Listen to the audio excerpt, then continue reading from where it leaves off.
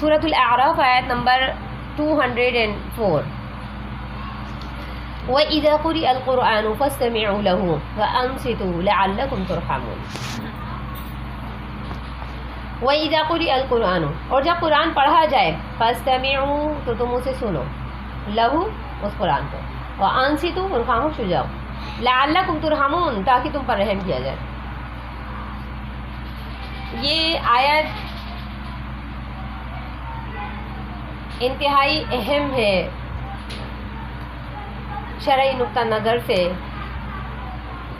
اور اس کا جو شان نزول ہے وہ ابو ہریرہ رضی اللہ عنہ سے یہ بیان کیا جاتا ہے کہ نبی صلی اللہ علیہ وسلم کے پیچھے نماز کے اندر کچھ لوگ بلند آواز سے قرآن پڑھنے لگے تھے.